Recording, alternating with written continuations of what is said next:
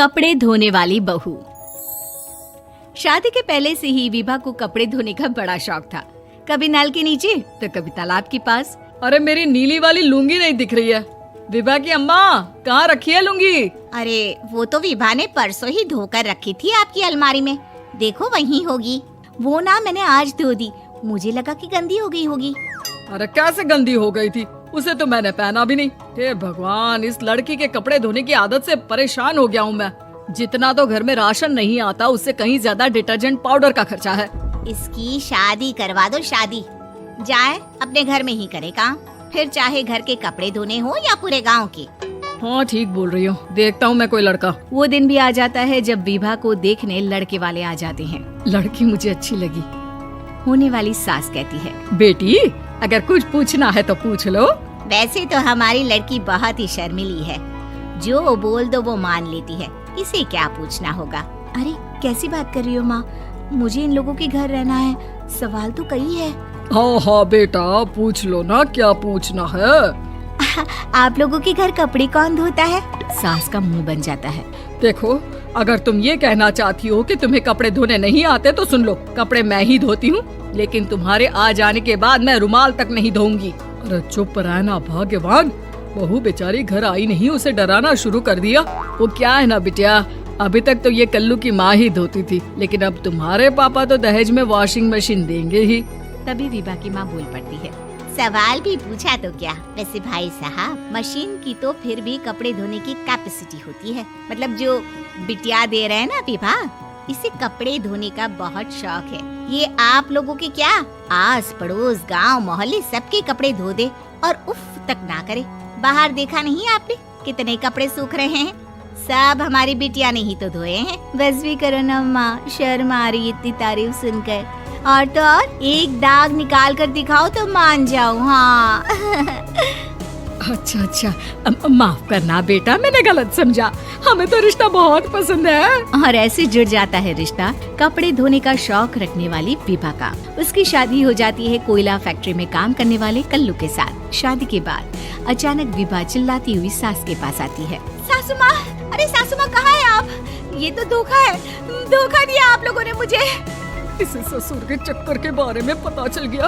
अरे तो उसमें तुझे क्यों धोखा मिला है? अरे नल में पानी नहीं आता, कपड़े कैसे कब धुलेंगे? अच्छा तू पानी नहीं आ रहा उसकी बात कर रही है। तो आपने क्या सोचा? कुछ नहीं। अच्छा तेरी माँ ने कहा था कि कपड़े धोने का शौक है तुझे, याद आया मुझे। शौक बोलकर कपड़े धोने वाले मेरे जुनून को कम ना आके सासू माँ, कपड़ा धोना मेरा गुरूर है। तभी पति भी वहाँ आ जाता है। अभी मैंने इसे सनी देओल की फिल्म दिखाई है, उसी के डायलॉग मार रही है माँ। अच्छा सुन, साफ साफ बता रही हूँ, पानी सुबह 4 से 6 और शाम को 10 से 12 आता है, समझी? विभा टाइमिंग सुनकर हैरान हो जाती है। ये क्या भूतों का मोहल्ला है? सुबह 4 बजे उठकर कौन कपड़े धोता है? 4 बजे टंकी में पानी जाता है, फिर सारा दिन धोना ना, किसने मना किया?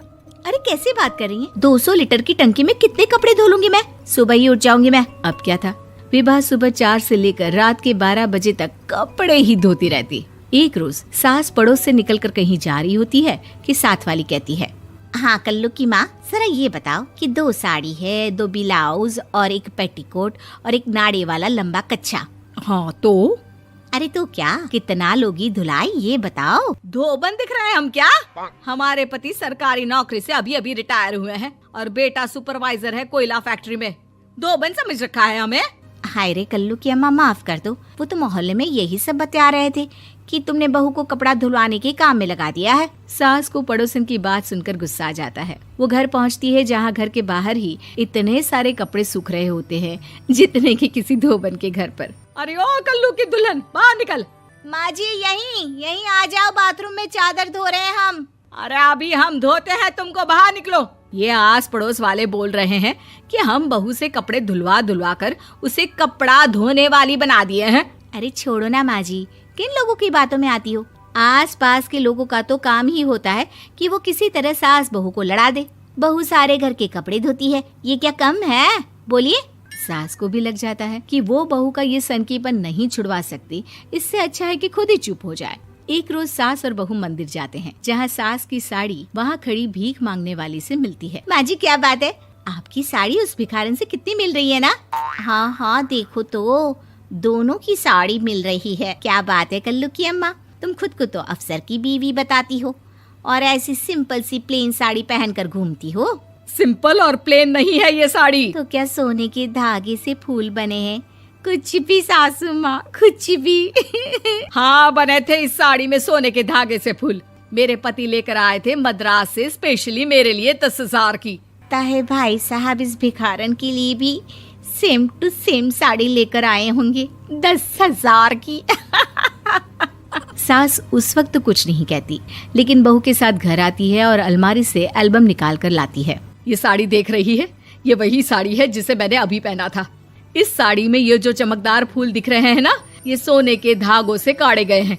लेकिन तू लोकल वॉशिंग मशीन ब्रश से घिस घिस कर सारे फूलों को निकाल कर साड़ी प्लेन कर दी। मुझे माफ कर दीजिए सासू माँ। और तो और, जब मैंने तुझे तेरी गलती के लिए कुछ नहीं कहा, लेकिन तूने तो सबके सामने मेरा मजाक ही बना दिया। क्यों? बहू को समझ में आ जाता है कि अब से उसका कपड़े धोना बंद।